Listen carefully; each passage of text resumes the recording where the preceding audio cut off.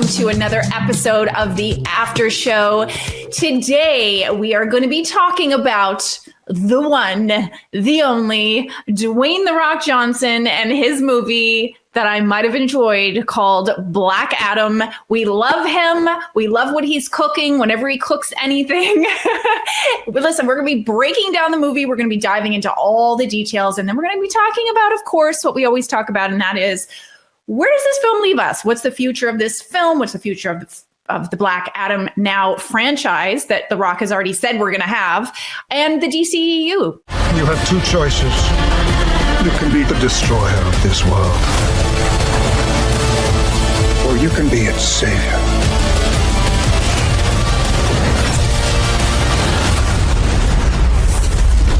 That's up to you. So who better to talk about Black Adam than Dwayne Johnson? Just kidding. Mike Kalinowski, how are you? He's an author. He's an actor. Thank you so much for joining. I'm glad you got the wearing the black memo. My pleasure. My pleasure. Well, I heard I was going to be co-starring with The Rock as well on this, so there's nothing I can do. I figured maybe a black T-shirt.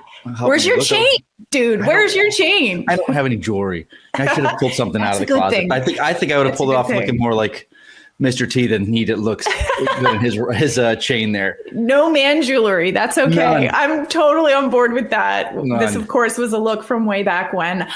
So before we dive into it, I'm going to point out that there is a big discrepancy in the tomato meter score and the audience score. The tomato meter score being 39% and the audience score being 90%. I think that's the biggest difference in any of the after shows I've ever covered. But here is the critics' consensus. They said Black Adam may end up pointing the way to an exciting future for DC films, but as a standalone experience, it is a wildly uneven letdown. So before we go into all the details, overall, Mike, yes. Did you smell what The Rock was cooking or did you not? Which is a metaphor for, did you overall enjoy the film or not enjoy the film? I think I always smell what The Rock is cooking. Now, do I leave satisfied after the meal? I'll say this. I did smell what The Rock was cooking. Okay. I, though, didn't feel the hierarchy of power changed in the DCEU like he was claiming for years now with this. So I'm somewhere in the middle of the audience score and the critics score. I'm somewhere maybe like in the 60, 70 area, a little better than halfway through it. I have thoughts. I guess we can talk about. We will talk about it. I overall enjoyed the pants off this movie. I had such a good time with it. And I'm going to put it out there. I did see it late. I normally go to see critic screenings and then the audience, reception filters in. And because of the Rotten Tomatoes score, I went into it with absolutely no expectations. I went in hearing like the story was so all over the place and bad. And I just heard so many negative critic things. But I want to point out something. And Mike, I want to know if you agree with me or not. Because what I see a lot online is people saying, oh, don't listen to the critics. This was an amazing movie. I think both things can exist at the same time. I think you can have a movie that by a critical perspective, when you talk about critics, they see 200, 300 movies a year. From a critic's perspective, maybe it was a 39%, but from an audience perspective, it still can be a really great, fun movie. Both can be true. Do you agree? Or do you think they should be more cohesion between the two scores? I think 100% with you on that. It's surprising this past week I've seen on Twitter because my kind of circle of friends is all in the film industry. A lot of them are pundits. And I find that such a disservice to what critics do. A lot of people rely on critics' reviews. They don't see 40, 50 movies a year. They got to kind of spend their money where they want to and get a critic score. But I also feel it's tough because that people go to school for being a critic and they have such an insight. A lot of times, especially when it comes to even DC films, they pick up stuff that I don't ever think about.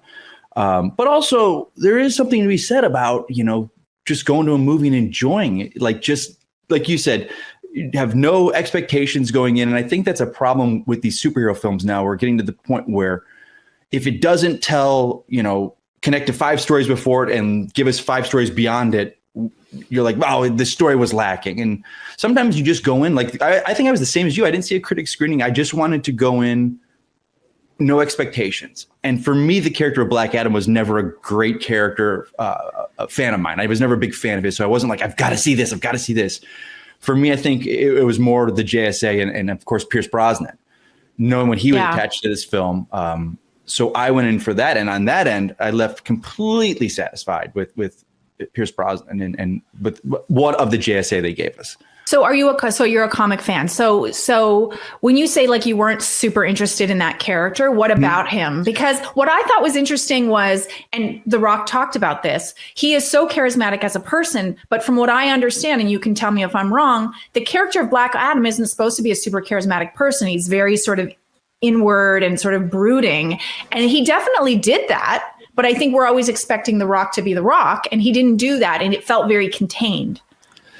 100% right. Like the character, and it's so funny when he was in, I think I want to say this is like 15 years ago, they were talking before Iron Man came out. This was in the talks, and on our show, DC Movie News from years ago, before the pandemic, we kept hearing news of Black Adam. We're like, no way this film is ever being made. There's no way. And then as it got closer and closer, and we all talked, like the key of this film will come down to The Rock, because he is such a personality and such a celebrity. And every movie he did, like they do that meme you see where it's like 4 pictures of him with a brown shirt, and it's like these are all 4 different movies. Like he's used to playing the same role or same type with the smolder and the wink, and he's so good at it. He's a guy that you just love watching. But Black Adam is a kind of a tragic character, and you're just like, it is going to hinge on his ability. And I have to say, from me personally, that was the complete surprise of the movie for me, was how good he was in the role, and I didn't see the smoldering Dwayne Johnson. I saw Teth Adam, this fully fledged out character. A lot of the movie around him had some Rock eccentricities of Dwayne Johnson eccentricity. I'm not even saying the word. Eccentricity. There it is. Ding. Like the pop music that gets thrown in. I think they're regretting the Kanye West choice in this film at one point.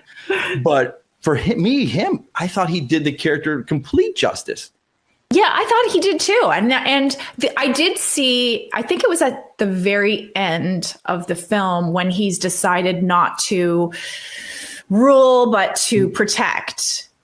There was something that changed in either the makeup or the look where I was like, oh, that's The Rock. But for the rest of it, to me, he was Black Adam, which actually leads me into my next question. And that is sort of the way that this film was set up. The very beginning, when they do the prologue, the 5,000 years ahead, I heard some people complain about this in Kondak, where we meet the father and son, which, is later revealed that, you think he is, or maybe you're meant to believe he was the son, but he ends up being the father in the equation. Just sort of how you felt about that opener, because I thought it was touching and heartbreaking. Like I love the world that they built, and I thought I really felt for both characters. I thought they set it up in a beautiful way. Was there exposition? Yes. Did there have to be? Yes. And I loved the reveal of him when you see him as not Black Adam yet. He doesn't have his name yet, but the cloak and the hood, like the first reveal of him, I was like, what's it going to be? And it was so like, I was like, whoa, that's like, he's not The Rock. He's Black Adam. How did you feel about sort of the way they set up this film in the opening sequence? Nikki, I know I said I was kind of in the middle of this, but the way you even highlight stuff, I think this will change my score higher, because I thought about this, like going, and again, you're trying to disassociate everything that comes forward. And everyone's like, oh, it's so rushed at the beginning. This, and then it doesn't slow down. It's like, but okay, so would you have rather gotten a movie where this was the entire movie and he becomes Black Adam at the end? You're like, how many films do we see that and it ruins the movie? You're like, he just becomes the hero in his costume at the very end. It's an origin story. They got it. I thought it was a concise. Like you said, you feel for him going on this journey from the beginning. And I was completely fooled into the switch. Like I figured they were doing the classic, the kid dies or the kid gets reborn as Teth Adam. But so I thought that worked so well. I didn't feel rushed. I feel we got everything we needed to set up. I think it might have been a little jarring for people to jump into Kondak present day with Intergang taking over everything. And there was it's there a little bit. And Intergang is kind of it's not even really deep cut. It's more of a Superman mob that's in Metropolis. But I went on board. I was like, okay, it's Intergang. They're there for the mineral that's there, and that powers their vehicles and that's their weapons. So they're a mob and terrorist outfit. So of course they would go there. So, but I thought the setup at the beginning was great. I had no problems with it. Yeah, I mean, if you had spent too long, like you said, how long would we have waited to actually see The Rock on screen? Right. Like you want to see him fairly soon in the movie, right? Like otherwise it would be like 30, 40 minutes before The Rock appears. And that's all you would have heard people complain about. Oh, it took 40 minutes to get to him. So I think they did a really nice job of setting it up. I thought it was super emotional. I thought it was a great family story. And I think from the comics, there is sort of an element of that character and sort of they were true to the comics in that sense. But I wanted, and this is jumping ahead a little bit. People are also commenting about the shrunken DJ when he shrinks back when he's his size, and people are saying his head was the same size. And I heard people say, and that his body was small. I heard people say that before I saw the film. I have to disagree. I thought his head was shrunk a little bit. I don't think it was quite as big as it normally is. But again, I really felt for his character. Like it was really, it was sort of similar to how I felt about the first Captain America. When you see him sort of smaller and sort of, not at his best, that you really, I felt for The Rock in a different way than I have before. Again, yeah, I thought, like, I enjoy The Rock. I think he's the kind of guy that I would love to talk movies with and sit down and have dinner with. So I'm never not going to have a good time at his movies, whether they're for me. Like the Fast and the Furious films are really not for me. But he has a whole generation of audience goers that love those. So for me to see him come into the DC universe, my big thing was like, oh, I just hope he's not going to turn and we'll see the eyebrow raise. And even with the kids, like you got to have a catchphrase, you got to do this. They played it so under like an undertone, and they really downplayed it, which they could have gone over the top with it. Yeah. And they didn't. They left it this, I don't want to say a tragic character, but it was in a sense where he knows he's not a hero, and it's the whole fight within. But he also sees these people and that he wants to protect, and how much his world has changed. So again, the big question mark of this film was going to be him, but he turned out to be a joy for me. And I loved it. I loved him in the role, and I cannot wait to see more of him in the role. Yeah, I think if they had done the humor, and they could have really gone off the deep end on it for it, with the naming him and the catchphrases, and even him with the kid being in the bedroom and like him being like a fanboy and having all this stuff in the background. They could have made all these jokes, and then people would have said, "Oh, they're trying to be like Marvel." Oh, there you go. Yeah, that would have happened. And they didn't. There was the humor, but it wasn't haha funny. Right. It was just there, but they didn't. It wasn't sort of the sticking point of the movie. The movie didn't rely on the humor. The one thing that I will say overall that I literally had to watch a couple of breakdowns by people who are, looking for Easter eggs, because there was a few plot points that I did sort of miss that were a little confusing, but they were introducing a lot in this movie. So there was some stuff that I was like confused about. Did you overall follow the story, or were there any moments that you were like, huh, wait, what? Well, this was like one of those ones after the theater last night, and I was at work and I had time to digest it. And they do cram a lot in, and it's particularly with the JSA. So you're sitting there, and the JSA in the comics is more in the way that they do the time on it is more in the 30s and 40s. And then they were precursors to the Justice League. But so when this was first announced, I thought, oh, are they doing a period piece? Is this going to be in the 30s or 40s? Yeah. But they made it current day. And then we meet the Justice League, and they're working with Waller, which is a little like Waller to me has now become kind of nebulous in the DCEU because everyone's working with her, and she runs the Suicide Squad, and she's not really a good person. So I don't see them working with her, but maybe she's the government liaison to the superhero world. And I get that. But we meet the Justice League, and it was cool with the nod with Atom Smasher, and the original Atom Smasher, Al Pratt, which is Henry Winkler, which I thought that was really cool. A nice little nod to the legacy of that. Yeah. But then we're like, oh, now we meet Cyclone, and now we meet this, and they're all together. So I'm like, and I know you can't spend time on them. It's not their movie, but I would have liked to have seen a little more. How is this JSA operating? It seemed like him and Dr. Fate hadn't been together for a while. But we meet them real quick and they get into the mission. And again, it's not their film, so I got that. But as a fan, I'm kind of like, all right, I'd like to see a little more of them. Well, let's dive into talking more about the JSA, because they were actually my favorite part of the film. I thought, first and foremost, before we dive into the characters, the costuming in this film was excellent. I thought the colors, Dr. Fate's helmet, Hawkman's wings, I thought all of it, Atom Smasher, the effects was brilliant. Like, it instantly made me interested. And I don't know a ton about these characters and didn't know a ton about them before this film. I instantly became interested in them. Part of it was their performances, but I think costuming should be nominated for an Oscar for this film. And it will never get nominated, but it should be.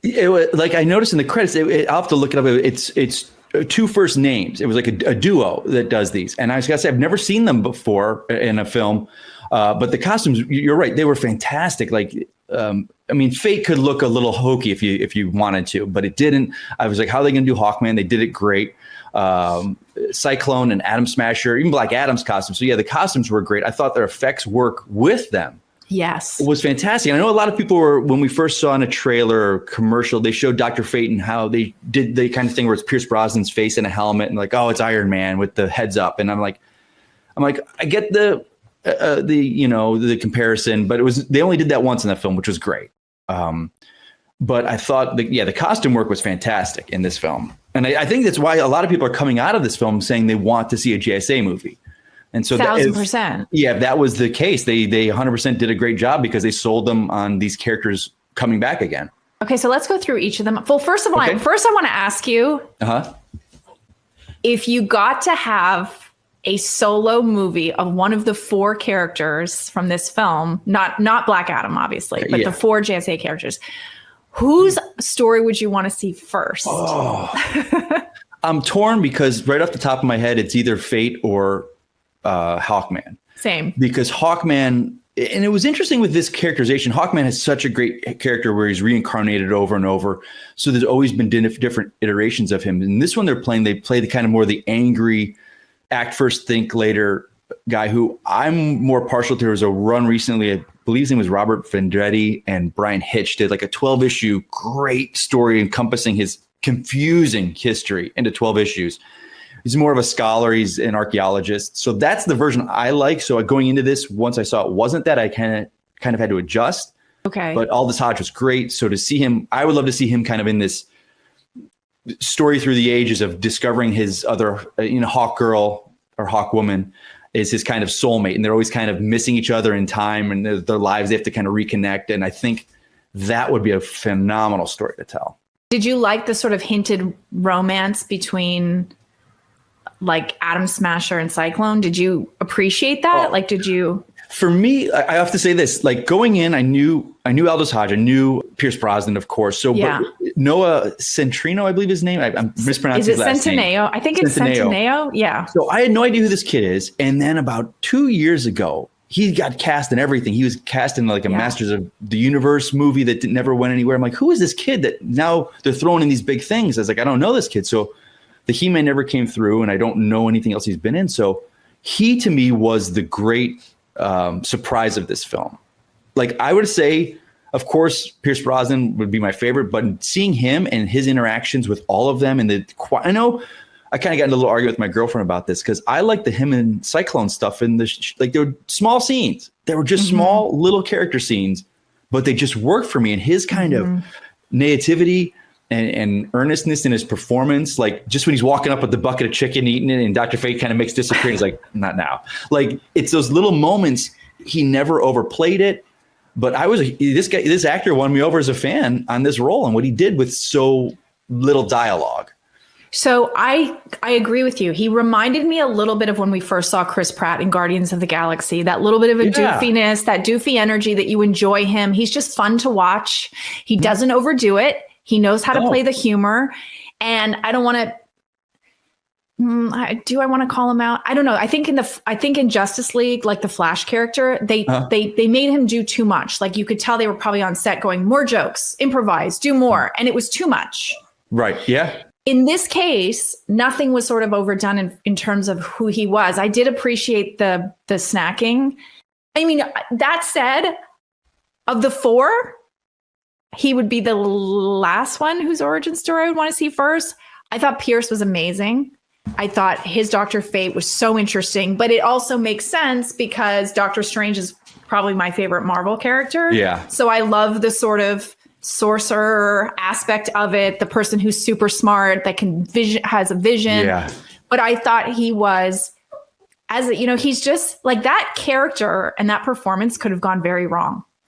Oh, but 100%. Yeah. And gone very and wrong. it's so funny because, again, with my girl, I love seeing these movies with my girlfriend because she's not attached to them like I am. Like she's no barometer to judge superhero films, and she doesn't know the history. So she just goes in to enjoy them. And she's like, oh, so he's kind of like Doctor Strange, huh? Yeah. And then I have to my glasses. Well, actually, Dr. Fate came first and this and this. And right. So in the comics, he came right, first. In the comics. Yes. So, yes. She's like, oh, I didn't know that. So, and they kind of went into how like DC and Marvel, for every Marvel or DC characters, there's a counterpart in DC. There's Hawkeye and Green Arrow, so, and just kind of going through the history of comics with her and how the two companies at the time would compete. But I agree, like, and she's just like, I don't care. He came first, second, that. And she says, I don't know if Nick, you might know what this word is. I don't know what it is. The smize.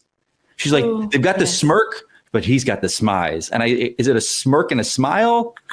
Yes, this is from the Tyra Banks School of Modeling. Okay, this there we go. Came out That's what from it is. America's Next Top Model, and smizing is is when you kind of like you smile with your eyes. So smile eyes. So it's like okay, yeah. He's got. So she thought Pierce. Oh, she's smized. all about Pierce. I think they all smized, to be honest. Yeah. They, yeah. I think they all got it down, except maybe Aldous, because he was a little more brooding, as you said. Yeah. Which he was so good in this. He was and this is one thing I will say to your point as well about Noah's performance. Is it Joam Collet-Serra? Is that how you pronounce his first name? Joam? I thought it was Jamae. Okay, thank you. I could be completely wrong because I know we talked a lot about it with my other co-hosts when this was all announced, and someone had came on and they were like, it's Jamae. Jamae Collet-Serra, who is the director who directed Jungle Cruise. Yeah. And who directed The Shallows with Blake Lively. And what I think he does well, and what sometimes in superhero movies we don't see, is real acting. So when you were talking about those quiet moments between the two of them, he allows his actors to really act. So even though it's a superhero movie, all of the JSA had strong performances. Nothing was sort of cliche or like surface level. You felt these characters had a history. You felt they had a history with each other. You felt there was an emotional depth to all of them. And they were allowed to sort of have those acting moments. With the acting, like, especially with the kid, they're like, oh, he's a kid, this and that. I was like, I actually really like the kid.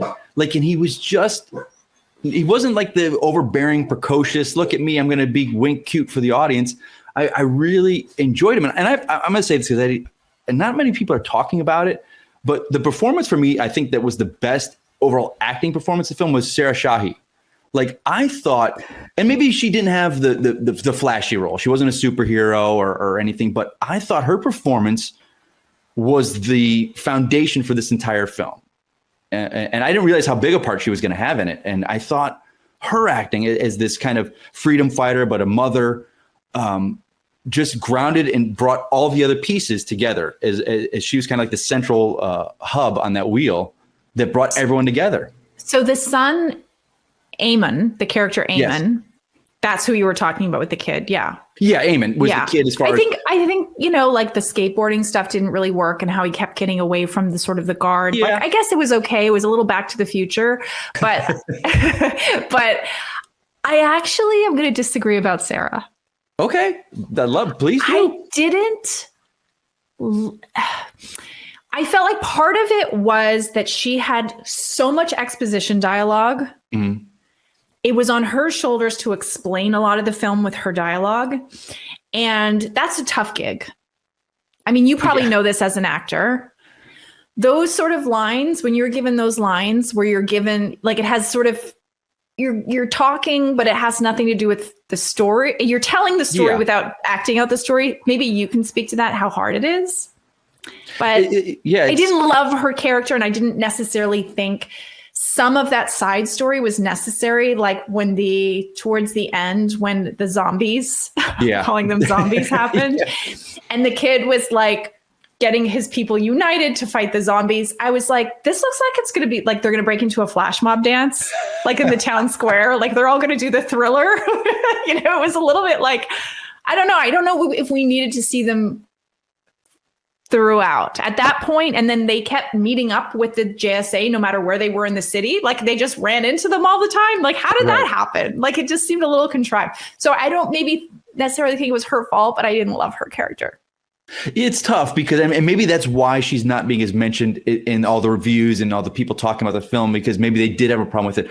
I think for me, exposition dumps are always tough when you're doing dialogue, especially when you're talking about, Kondak and Eternium and all these different minerals and stuff. But for me, it's like, and I get why the filmmakers needed that. It's the audience's, or what they think is the audience's eye into the world. Yes. I always look back in the old Masters of the Universe Dolph Lundgren movie. It's like, you want to go see He-Man and Skeletor fight, and then what's Courtney Cox doing popping up in there and her boyfriend that works at a chicken joint? But the audience is like, we got to have the audience see themselves in this movie in some way, and this is their key to get into this world. So it's such a tough, so she's fighting like three battles. She's got the dialogue, she's got trying to be the audience's eyes, and then trying to be a fully fleshed out character in that world. So I definitely see, and that could be why people aren't talking about the role as much. Maybe they were like, every time she pops up, here comes exposition. Yeah. And I do like, for me, and you brought that up, the zombies, that was the one I'm kind of like, oh, we're doing zombies now? Oh, yeah. I know he's the dead and he can wake the dead, or he's part of the underworld, but I guess they needed an army to fight. I think, it wasn't horrible. It just was just a little bit, I thought they were going to do the Thriller dance for sure.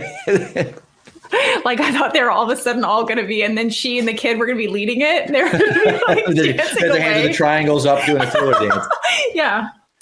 This was going to be the whole thing. But I know from the comics, like maybe, I mean, they're definitely, if there is another one and they're setting up, she becomes his love interest later on. And doesn't he give some of his powers to the kid later on? It's the family. Yeah. And they kind of do a dynamic with, kind of the Shazam family, where it's the families. A lot of guys are saying they're complaining about the character and why do we need a Black Adam movie? And he really didn't come into significance until it was a series called 52, and it was like a weekly series back in, like, I want to say it's 2006, 2007. Oh, wow. And then since then he kind of took over, and it makes sense because around the time The Rock probably had gotten invested in the character. He saw this character come into popularity in comics and said, oh, I can play that. That'll be great for me.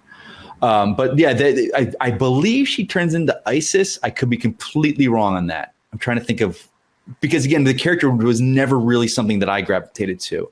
But then the son also becomes this kind of, I don't want to say family, but this unit of together, and he falls in love with her. And so they are setting that up. And I want to say that she played his wife in the movie, in the flashbacks. I thought that was her. When they talk about her at the beginning, and she's kind of covered up with they covered her up with a shawl, and it was kind of like her. I was like, oh, I think that's her. You thought it was Sarah Shahi? I think so. Oh, I could be wrong. Interesting. But I could have sworn once they had him revealed, and it was him, like with big head and skinny body, as people were saying, and they did that quick shot of the wife. I was like, I thought that's her, but I could be wrong. I could be completely wrong. No, but that would be an interesting little twist that they were the original family, and she was. And I don't know if that was a nod like to the comics, and people are saying, hey, we know what's going to happen with them. We're just teasing that their connection is there.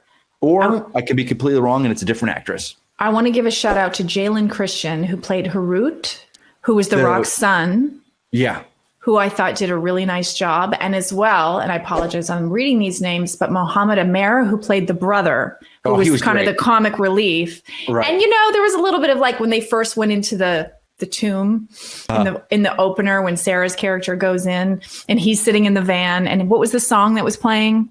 Oh. And then it played again later on. Was it Rick Astley, Never Gonna Give You Up? Was it? Yeah, it was something. Might be that. It might have been it. But I was like, oh, I've seen this before in movies. I saw it in Stranger Things, like the kid with the pizza kid in the van this past season. Like, I've seen this before, where he's sitting there with his headphones on and then something happens. And I was like, oh, don't do that. We've seen that before. But then I was like, oh, but I actually love him and we must protect him at all costs. Like through the whole movie, like when he got hurt, I was like, no. Yeah. And I was glad that he was okay. But he was. I'm sorry. No, I was gonna say, like, I love personally, because I see so many movies. I like seeing unknowns. I like seeing fresh new faces. I like, in terms of representation, I thought it was really great. And I just thought it was just refreshing to see these new people, and I want to see more of them. And they did a good job. So that hats off to them for holding their own. Yeah, I loved him. I remember in the trailer they showed that scene of the van. I'm like, oh, is this going to be like the annoying sidekick comedy relief? Yes. But he wasn't, because he was very heartfelt. Like, again, these, like, the humor worked for me. It got, wasn't like laugh out loud crying humor, but it was subtle in certain places. But that character, and again, I've never seen him before in anything, and I enjoyed him. Like, he's like, you don't die, you die by electricity. He's like, I'm an electrician. Like, stuff like that. Yeah. It's great. And I really enjoyed his character. Okay, so let's talk about the meat of the film, and that is the action, which I think a lot of people agree that the action was done really, really well. They're like, oh, when The Rock signed on to do this, he was going to bring it. And they certainly did. I thought that the first fight between Black Adam and the JSA was like, and you see their powers, and Atom Smasher, when he's like, gets big, and it's a great way to describe it. The only thing I wasn't 100% sure about was the choice of colors for Cyclone. Like, it took me a second to get used to sort of seeing how, her, whatever you want to call it, was all these sort of colors that reminded me a little bit of Morbius. If you remember Morbius, like, I was like, oh no, is that what we're doing again? Yeah. But then I was like, no, I see why they did it. It was probably a tough choice of sort of how to visualize that. But I don't know if that's a comic thing too, if that was sort of always her colors. With Cyclone, I believe so. I'm not as familiar with her because from what I remember, she's a descendant of Red Tornado. Yeah. And they again, that was one of those things they talk about nanobots and fixing the guy, and they're watching him and she's like, the nanobots are her, and that makes her powers. And I'm like, oh, they're really going through this one fast speed. Right. So I thought, and again, I'm looking at it from like, okay, so they're in Kahndaq. It's all browns, yellows, oranges.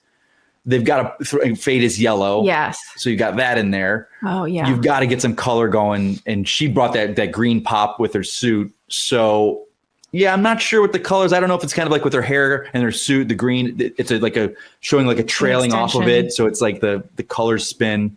But as far as the action goes, like I've got to say, like a lot of times we're throwing out like, oh, the CGI in some scenes. Like I don't know, because from the beginning we understand where this world is and the character, but there was never any standout bad CGI for me. I thought the moments of, I know people didn't like the slow-mo a lot, but I thought those were used sparingly and done really well. I thought a great integration of the CGI with their powers and the world. You didn't think the slow-mo didn't stand out to me in any negative way. I mean, I guess the argument is that the third act, which I like, they didn't belabor it. It wasn't a super long third act. They kind of made the second act the bulk of the fun action between the JSA and Black Adam. And then, and then as they team up later, I loved watching them fight and sort of interact with each other and work together. But I didn't think, I hate it when the third act is too long and what's going to happen. And they didn't do that. But it was CG heavy. For sure it was. Yeah, but I wasn't mad at it. Yeah, that's the thing. Like it was, the entire thing was CGI, but it wasn't to me bad. Like you were like, oh, they had to, that's a pickup shot that they added and they didn't have the money to finish. Like it just all was a very seamless film to me, maybe because this film has been in the works for so long. But I feel exactly like you. Like I knew at one point where Black Adam kind of resigns himself to the Justice Society. And then I'm like, oh, wait a minute. There's that shot in the trailer of him being put in a water coffin or whatever. It's like, we haven't seen that yet. It's like, and I know Sabak is in this. Well, we got a third act coming. But then once it got going and didn't let up. So I think I would have, I don't know if we needed Sabak. I think if it would just been the JSA versus The Rock, I think it would have been oh, interesting. Yeah. There would have needed to be different resolutions at the end, but I think it would have been a stronger film without that tertiary character in there. Yeah, it wasn't a strong enough. Yeah, it was kind of, and it's not like it's the Joker. You're saving for the third act or something. He's Sabak, and no one was clamoring to see him in a film, as far as I know. My apologies to any Sabak fans out there, but it was cool, and it was done well. But again, it was a cool death. Yeah, very cool. And yes, very cool death. And it set up the ending there. So, hey, you kept the movie under 2 hours, and you had a great 3-act, film. So I don't think it wasn't like this film was 2.5 hours. You're like, man, come on, you need to trim this thing down. So I have a question. Okay. Why did Amanda Waller I think bring the Suicide Squad together when she had the JSA already? That to me, Nikki, when like yesterday when I'm sitting there trying to kind of talk about what we'll talk about, I'm like, I don't understand. And I think they're trying to make Viola Davis like the Samuel L. Jackson of the DCU, where she connects them all. And I get that. And I think it's a strong choice. And she brings it every time she shows up. But they need to let us know, like, okay, she's the government liaison with superheroes, but she's also running this black site, Task Force X, that no one knows about, because the way it's set, she's working with Hawkman. They're going over the profiles of all the characters. There's no way they would work with them if they knew they were also working with the Suicide Squad and these awful villains. So I think we needed to establish, or do need to establish, somewhere where Waller is kind of like the real world government face of superhero. Kind of like in the MCU at what General Ross was. He was the government guy, but I'm the liaison to superheroes. She's the liaison to deal with the Justice League, with Superman. She'll talk to them on the government's behalf. But also, even most people in the government don't know, I've got this little Black Ops program. But then they've got secret prisons in the Arctic. So she's got a budget. So there's a lot there that... And again, this was not the movie to explain that. I get that. But. There was a lot to do. And I think maybe also the stuff that she sends the Suicide Squad to do is beneath the JSA's pay grade. Of course. They're like, sorry, we're not touching this. Right. 100% right. But I just think audience members, and I think that's why they're like, oh, the DC is so messy. And I get the problems people have with what WB is trying to do with DC. We just need this kind of framework. Like, what are the rules of this world we're playing in? Waller is a great character. And Viola Davis is a great catch as an actress to have in that role. Just let us know. She's working with both teams, but the teams don't know about everything that's going on. Because the Justice Society would shut that down in a heartbeat. So is that the question you thought I was going to ask? You said, I think I know. No, just the messiness of it. I 100% thought. Because for me, it was like, okay, the pieces are there. The JSA is there. Task Force X is there, and okay, now she's working with the Justice League again. Let me know what this framework is. Give us the building blocks. Let us know. Yeah. So here's my second big question that I'm confused about. Why did Dr. Fate need to go into the building at that particular moment? Because he went to sacrifice himself. Mm-hmm. Did he really need to go in that particular juncture? Because nothing was happening at that moment. Like, why couldn't he just wait? I'm kind of like, and again, they were tiptoeing against Marvel with the end game where Doctor Strange knew all the outcomes. And so he knew. So magic is always so tricky in films. It's like, because you're like, well, why didn't you just do this? You're a magic. Why didn't you just, erase Thanos' memory? And like, so it's so tough. And I'm like, my only thought was because he knew the outcome had to happen that particular way. He saw Hawkman dying, but he knew it was going to be him. And on the other hand, I think it's safe to say that he's not really dead. His essence will live in the helmet. Because there's no way you kill off Pierce Brosnan and not have him back for a sequel. You just don't do it. What I was going to say. Did I spoil it or something? I'm like...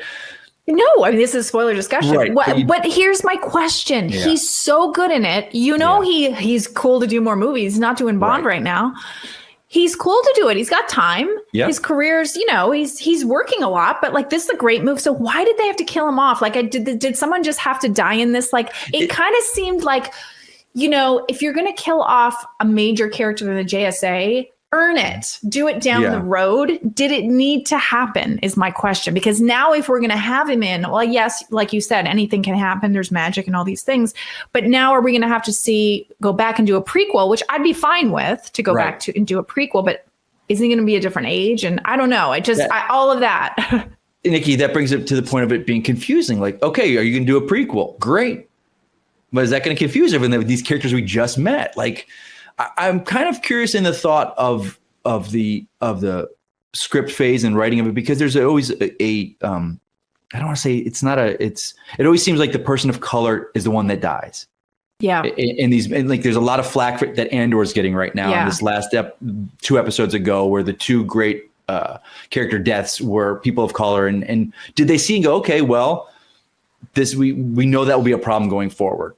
Do we shift, or did they just say this fit the story? Because I knew Hawkman wasn't going to die, but then when they were teasing him, I'm like, oh, they're going to prevent his death. So I don't know if they were behind the scenes talk happening during the production phase, like, well, Aldous Hodge was cast. So once that role was cast with the Man of Color, okay, we're not killing off Hawkman. Or, that's the pieces of puzzle to take to make a movie, and the choices that happen, you never know. But Aldous Hodge, I know he's a younger actor. Do we want to see more movies with him? Where his fate is at the end of his career. He makes the choice to die. We're not going to kill off Atom Smasher or Cyclone because they're new. So right. I don't know if it ever came between the 2 of them, and maybe different script versions had Hawkman dying. I don't see that. I don't see them killing him off. It might have been like Pierce might have been like, yeah, I'll come back and do this movie as a one-off. Right. And they didn't realize they were going to get lightning in a bottle. Like, he was going to be so fantastic, and it would be something that people would want to see more of because he is an older character. And also then it does go like, well, we can always bring him back because of magic. And he could be the voice inside the helmet, that his soul is trapped in the helmet, which is, that's happened throughout all of comics. So I think maybe they were looking at that, like, we've got it in our back pocket. We don't know how they're going to react, but I think the minute he was cast, everyone was 100% behind that casting with him. So before we move on to the big elephant in the room, that is Henry Cavill's Superman returning in the mid-credits, favorite or least favorite moment, that anything else that we sort of haven't dove into? I guess for me, the underlying was the surprise of Atom Smasher. I was really just not even invested in him at all going into this film. And that I have to say, I'll go for on a big swing. It's The Rock. I don't show up to every movie that he does. I love him as a person and as a celebrity, but he's not someone that I have to see the new Rock movie when it comes out, or the new Dwayne Johnson movie. But for me, because he was the big elephant in the room, like, is he going to have a fully fledged character that makes me forget the world of Dwayne Johnson? And he 100% did that. So yeah, those were my 2 big surprises. As far as the weakest thing, probably the villain, Sabak, at the end. It was just kind of an afterthought for me. Yeah, I think the switch and sort of having the visual switch of the villain. Yeah. Like, I know it was him, but right. It was just having it. I think maybe if we had seen him more. Yeah. Visually, I thought he was fine. But fine. It was kind of a switch. And yeah, I'm trying to think of fine. Like, yeah, I think nothing really. I mean, I think there was a couple corny moments, and that's another thing. Like, people talked about the movie feeling very like early 2000s, but I love that era. Maybe that's why I enjoyed it so much. I think it's like maybe like a lot of those music beats that it threw in all of a sudden. But I have to say, like, Dwayne Johnson knows audiences, and they knows what they love of his film. So I think he knows what they come to see, and he's such a lover of movies and a lover of audiences and wanting to please his audience. And I think those beats were thrown in because he knows they like those in those movies with him. So he's trying to give them everything. He is. And he's, speaking of everything, he did this thing during the lead up to this film where he all but told everybody that Superman was going to show up in this. Yeah. And he has even talked about, I saw an interview where somebody asked him about, is it Barry Keoghan who played Joker in the Batman? Is that his name? Yes. Barry Keoghan? Yes. Yeah. I think I'm not going to try to pronounce it, but I think you're pronouncing it right. I will not try. But yes, Barry Keoghan. Where he said something like, "Oh, interesting that you liked him. Stay tuned." And it's just like he's playing his hand. He's showing everybody his hand. Kind of. I think he's so eager to tease that I think he should pull back a little bit. So I'll just ask first, like, how did you feel about the Henry Cavill moment? Because I can't contain myself with excitement. It's one of those things. Like, I love Cavill in the role. I love Man of Steel. I'm an avid, anyone that knows me, especially even on Rotten Tomatoes, like I was on the Rotten Tomatoes is wrong about Batman versus Superman. I love that film. I love Snyder's take on these characters. So for him, I never felt like he was gone. I figured, like, there's something going on. The whole WB, Discovery, everything BS, something's going on. But he's always said, he's like, I still have the cape. And his agents are always like, he's still Superman until they say otherwise. I hate that it was put out there. I know a lot of people are saying that they needed to put that out there because the movie wasn't tracking well. I think people would have gone to see this movie regardless because of The Rock. And then when you find out what was in it, I think word of mouth would have built. So I think that it was like with the No Way Home. We all knew Tobey Maguire and Andrew Garfield were in this film. They never said it, but we all knew they were in this. Yeah. You couldn't hide from that, even if you wanted to avoid anything on the internet. We knew they were in it. When they showed up, though, it was still incredible. Well, Mr. Cavill has never had a finer moment on screen. IMO, in my opinion. Those 10 seconds were gold, silver, bronze, all of the medals in all of the DC universe. It was phenomenal. The curl, the curl is back, or there for the first time for him.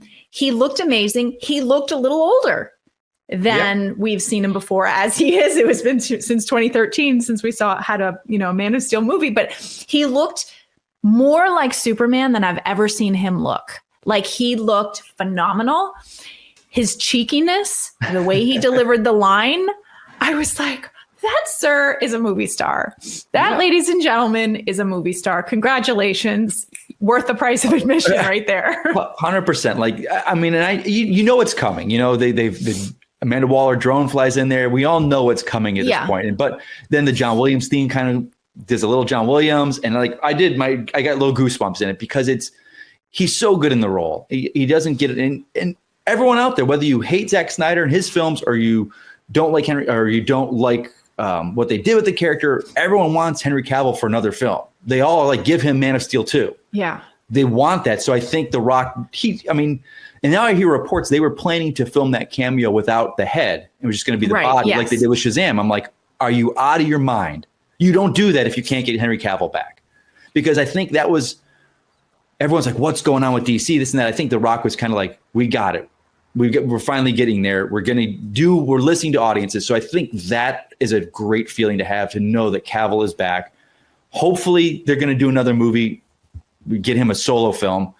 But it was just, he's great in the role. I think, and it's tough because WB's in a tough spot. There are a very vocal fandom that love him in that role. And, with the Snyder cut and all that came forward, and, whether people want to say it or not, and maybe this is a bad take with me, as long as Henry Cavill is in the role of Superman, whether you give him a spit curl, put John Williams, or put a red and blue bright suit, the DNA of Zack Snyder is still there. So it kind of sat, we're not getting the Snyder verse that everyone wanted with his Justice League 2 and 3. That's not going to happen. But you're still getting the world that he created. So I think it's kind of the best of both worlds, where it's going in a new direction, but honoring the past. What's the saying? You respect the past, honor the past, but respect the future, or vice versa, where it's like, you're getting the best of both worlds. You're getting this Zack Snyder created character, but it's going to be taken a different direction with the same actor. So the suit was brighter than everybody talked about. Yeah, like it did have, the original imprint, but it also felt it felt like he had evolved, and it felt like, oh, where you been? I want to know what's going on. Obviously we want to see more of him. 100%. So, here was my question. Okay. In my theater, I would say half the people in my theater got up and left before the Cavill thing. And I was like, are you nuts? What rock have you been living under? Because what did you just go, okay, we're going to go to a movie. What should we go see? Oh, I hear The Rock's in a new movie. Do they have no understanding? Like, how do you get up and not watch it? Well, I've had a new perspective on that. Like, the Marvel films have kind of trained audiences to expect a post-credit scene. And I was in a couple DC films where there wasn't one, and people are like, oh, that's a missed opportunity.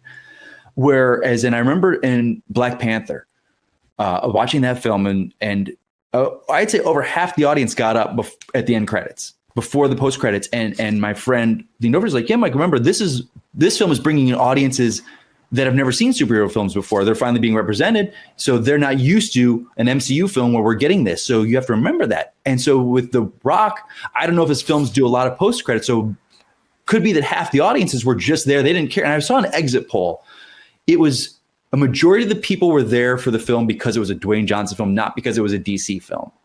Yes. And they were, so I'm like, okay, so they're not used to his films having post-credit scenes. They're not used to a superhero film or what comes. They're just for the Dwayne Johnson movie. He doesn't do post-credits. There's no reason to stick around. So yeah, my audience, not a lot, is a few. But again, I saw it on a Sunday morning, and it's not really the most energetic crowd. Same. Yeah. So yeah, it was interesting. But I expect that. Unless it's even in Marvel films, I still see people get up and walk. And I'm like, what do you guys, there's been 23 of these. We're going to get 5 more post credits. What are you guys doing? But I know it does. There is always too much of a good thing. So let's talk about, as we wrap up the conversation, let's talk about the future of Black Adam, of the Justice Society, of DCEU in general. Like if you had your choice, like what do you think should come next? What should be the next film in this? Well, we're such in a weird place because all these films are done. All these films, The Flash, Aquaman, Blue Beetle, where we're supposed to know what's going to be happening with the DCEU. Like apparently The Flash is the one that kind of sets everything on the course of what's going forward. But do we know that now? I mean, Black Adam, I believe, was always supposed to come out before The Flash. Black Adam was supposed to originally come out in 2019, I believe. Okay, yeah. So it was always before The Flash. Or maybe it was 2021. But it did get delayed. Nikki, I have always been DC's most vocal supporter and champion, and to much to my detriment online about that. But I'm even in a place right now, like I don't know what's going on. I love the Batman, but I know that's completely separate. From what I'm hearing, The Flash is phenomenal. Like Same. I've heard a lot of people kind of, and I never go online with like, oh, my sources say this, because I don't put myself out there like that. But I'm hearing around Burbank and Los Angeles that The Flash is just phenomenal. And I think there's a reason why they're sticking with Miller through it. Like they know they've got a good film on their hands. They know where it ends and what it sets up. So for me, I'm kind of in a wait and see place. I would love to, and I know people are clamoring for Shazam or for Black Adam and Superman, but it's like him and Shazam needs to happen. The two of them, because that's the big fun of those characters when those kind of worlds collide. And it seems like with Fury of the Gods, the next Shazam film, that they're really going into the gods and bringing that world so much bigger than the first one. And I think the Black Adam would be because Shazam is said in Black Adam, but they never mention the champion of Shazam. Yeah. And in the first Shazam, they did talk about the champion, and it was kind of a bald guy with robes. So there's the light connectivity, but this film seemed like to not want to even address that. But Jaimin Hansu, the wizard, was there. So it's connectivity, but not in a... And they said Shazam a lot. Yeah. It's there. It's there. The DNA is there. I just don't know how to go forward. I don't know if another Black Adam solo movie is necessary. I think you've got to fold him with Shazam. I think it has to be down the road. Yeah. I think personally, Man of Steel 2, it doesn't have to be called that, obviously, but you need that before you need anything else. Now, I agree with what you're saying about The Flash. I've heard the same thing. I think that is going to be the connective tissue that people are saying is missing and sort of setting up the future. I think we need to catch up with Superman. He is a core character that we have been missing. I know The Rock has teased.